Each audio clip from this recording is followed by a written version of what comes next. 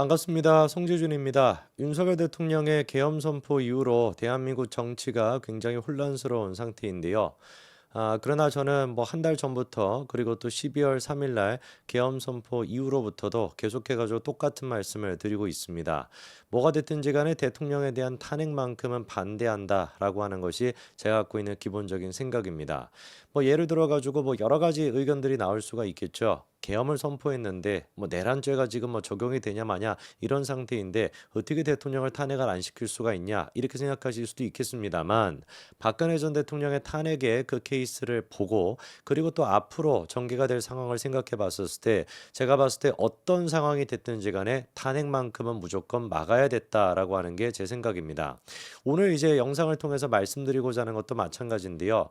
뭐 많은 분들이 아시겠지만 총선이 끝난 그 직후부터 시작해 가지고 제가 윤석열 대통령이 변해야 된다. 정말 국민들의 눈높이에 맞게끔 변하셔야 되고 국민들의 뜻을 많이 받드셔야 되고 그리고 그 간신배 같은 친윤이라고 하는 사람들 그리고 눈가기를 맡고 있는 그런 어떤 다른 유튜버들 이런 사람들을 빨리 정리를 하시고 국민 눈높이에 맞게끔 변하셔야 된다라고 많이 말씀을 드렸습니다. 그 덕분에 맨날 뭐 성지준이는 윤석열 대통령 욕한다, 윤석열 대통령 뭐 비난한다 이렇게 뭐 욕도 많이 먹었습니다만 지금 한번 보십시오.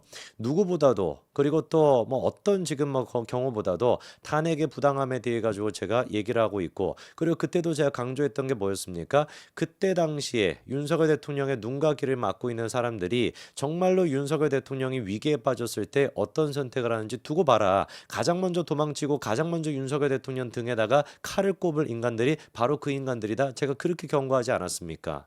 진정으로 저는 윤석열 대통령이 성공하기를 바랐었고요. 시청하시는 분들도 진정으로 윤석열 대통령이 잘 되기를 바라는 마음에서 그렇게 대통령한테 충원했을 거라고 제가 믿습니다. 그러나 그때 당시에 대통령은 안타깝게도 그 충원을 듣지 않으셨고 간신배들의 얘기를 들었고 그 결과 어떻게 됐습니까? 간신배들은 대통령을 쪽쪽 짜먹기만 하고 지금은 온데간데 없이 사라진 상태이죠. 왜 이런 말씀을 드리는 것이냐? 이번에 이제 그 윤석열 대통령 주변에서 그런 이야기가 나오고 있습니다. 대통령께서 셀프 변호를 하겠다라고 얘기를 했잖아요. 이 의도가 무엇이냐?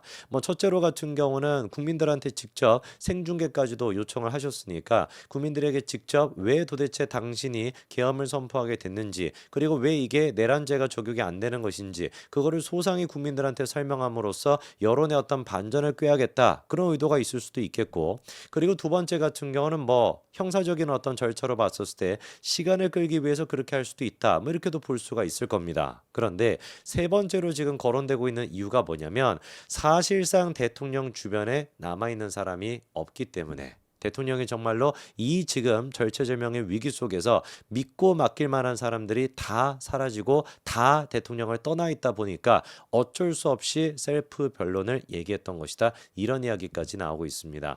한번 봐야 되겠습니다. 대통령이 그렇게 믿고 그리고 자기의 뜻을 공유했던 사람들이 어떻게 대통령을 배신했는지 그리고 남아있는 사람들이 어떤 논리를 가지고 대통령에게 내란죄가 적용이 안 된다라고 지금 주장하고 있는 것인지 그 이유에 대해 가지고 우리가 좀 봐야 되겠습니다. 일단 첫 번째로 아시는 것처럼 김홍일 이분 같은 경우는 검사 출신이고요. 그것뿐만 아니라 최근에는 이제 방통위원장까지도 맡으셨던 분이죠. 근데 이제 김홍일 전 방통위원장이 변호를 이제 전담하게 되었습니다. 김홍일을 이제 중심으로 해가지고 변호인단이 꾸려지게 된 것인데 원래 같은 경우는 이제 그 석동현 민주평통인가요? 그쪽에 이제 계셨던 그분도 마찬가지로 변호인단에 합류하는 거 아니냐 이런 이야기가 있었지만 석동현 지금 이제 변호사 같은 경우는 그냥 고문 역할만 하고 직접적으로 이제 변호는 안 한다라고 합니다. 김홍일 전 방통위원장 같은 경우는 정말 뭐 여러 가지 생각을 많이 하셨을 것 같아요. 다른 것도 아니고 내란죄라고 하는 혐의에 대해서 변호를 한다라는 거. 그리고 또 대통령이 탄핵의 지금 위기에 놓여 있는 상태에서 대통령을 변호한다라고 하는 게 정말로 쉽지 않은 결정이었을 텐데 참으로 진짜 존경스럽습니다. 위기의 순간에 가장 절체절명 위기의 순간에 대통령의 옆을 지키시는 분 이런 분들이 진정한 충신이라고 할 수가 있겠죠. 자 그러면 대통령께서 먼저 셀프 변호를 하겠다라고 얘기했던 이유가 뭐냐? 첫 번째로 거론이 되는 게 이제 시간을 좀 최대한 끌겠다. 시간을 끈다라는 표현은 뭐 좀 부정적일 수도 있겠습니다만 조기 대선을 막겠다. 조기 대선을 통해서 이재명이가 대통령이 되는 것만큼은 막겠다. 이런 이제 의도가 있다라는 게 좀 첫 번째 평가입니다. 그도 그럴 것이 이제 그 여당 자체가 재판 자체를 장기화시켜 가지고 헌재 결정을 최대한 미루겠다. 그런 이제 그 전략이 있는 거 아니냐. 이런 지금 얘기가 있습니다. 실제로 윤석열 대통령이 만약에 직접 변론을 하게 된다면 뭐 어떻게 되겠어요? 사실관계를 다투는 그 법리부터 시작해가지고 경찰, 검찰의 수사 기록을 검토하는 거, 이 모든 것들이 이제 또 뭐 국회에서의 증언, 그다음에 증인 채택 이런 것들이만 시간이 엄청나게 많이 걸릴 수밖에 없겠죠.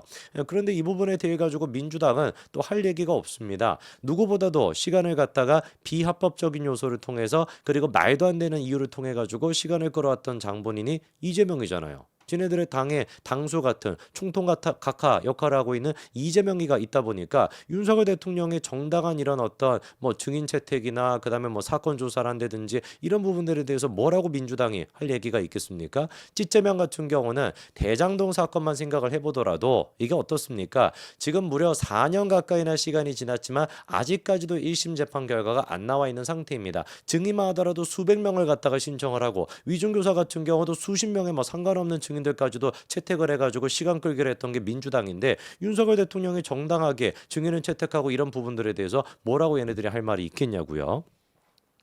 자, 뭐 지금 언론들 같은 경우는 윤석열 대통령이 특히나 이제 MBC가 중심이 돼가지고 수사를 정리하겠다 이렇게 얘기하는 것조차도 윤석열 대통령의 버티기다, 뭐 핑계거리다 이렇게 얘기하고 있는데 아니 이게 웃긴 게 애당초 대통령에 대한 수사를 진행할 때 경찰과 검찰과 공수처 세 개가 같이 달려들었던 거 그거 자체가 코미디 아니었습니까? 아니 검찰 같은 경우는 뭐가 없는데 직접적인 수사의 범위에 내란죄가 들어가 있지도 않단 말이에요.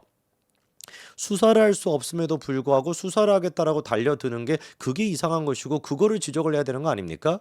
웃긴 게 MBC 같은 애들은 그렇게 민주당이 검수한박을 했었을 때는 검수한박에 대해서 막 칭찬을 하고 검수한박을 통해서 검찰을 개혁해야 된다. 검찰의 수사 범위를 갖다가 줄여야 된다. 이렇게 주장했던 인간들이 정작 검수한박이 돼가지고 검찰 수사 범위가 줄었어요. 근데 검찰이 그 수사 범위가 아닌 다른 수사까지도 해. 내란죄 같은 거를 막 수사를 해. 그러면 막 눈에 지금 막 불을 켜고 검찰을 비판하고 이러고 있어야지 말이 되잖아요. 검수한박에 대해서 그렇게나 칭찬하고 주장했던 인간들이라고 한다면 전혀 그런데 그런 얘기하지 않습니다. 오히려 지금 수사기관들이 이렇게 수사 권한이 아님에도 불구하고 달려들고 있는 거는 더 칭찬하면서 윤석열 대통령이 어디에서 수사를 받아야 되는지 정리가 필요하다라고 얘기하는 걸 시간 끌기다 보다 이렇게 비판하고 앉아 있는 거예요. 얼마나 역겨운 인간들입니까? MBC 같은 애들 우리가 언론이라고 할 수가 있습니까? 기가 찰 뿐입니다. 결국에 그래서 검찰 같은 경우는 수사의 직접적인 범위에 들어가 있지 않다 보니까 어떻게 하기로 했습니까? 이번에 이 내란죄 같은 경우는 공수처로 이첩을 한 상태입니다. 원래부터 이렇게 이첩이 됐어야지 정상인 거죠, 그렇죠? 이번에 이제 또 영장을 청구했던 그 판사님 같은 경우도 반성을 많이 하셔야 될 것 같아요. 애당초 이번에 이제 뭐 말도 안 되는 그런 뭐 또 건덕질 같은 거 통해서 검찰이 수사할 수 있다, 뭐 이딴 식으로 이제 또 영장을 청구했던 것인데 그거를 받아들여 준 것인데 말이 안 됐던 겁니다. 결과에서 검찰 같은 경우도 공수처로 내란죄 같은 경우는 이첩을 한 그런 상태입니다. 자, 그런데 이제 뭐 시간을 끌겠다 뭐 이런 여러 가지 이유가 있지만 궁극적으로 윤석열 대통령이 처음부터 자기 스스로 변론하겠다라고 얘기했던 이유로 지금 지적이 되고 있는 게 어느 누구 하나 윤석열 대통령 주변에서 변호를 맡겠다라고 나선 사람이 없었기 때문이다라고 하는 참 진짜 안타깝고 슬픈 이야기가 나오고 있습니다. 실제로 지금 이제 뭐 부장판사 출신이라고 하는 분도 윤석열 대통령의 그 내막을 잘 알고 있는 분이 언론을 통해 가지고 얘기하는 내용들이 있더라고요. 대통령이 이제 이렇게 절체절명의 위기에 빠져 있었을 때 그렇게 대통령 앞에서 쪽쪽 단물 빨아먹으면서 빨대 꽂고 있던 인간들이 다 사라졌다라는 거예요.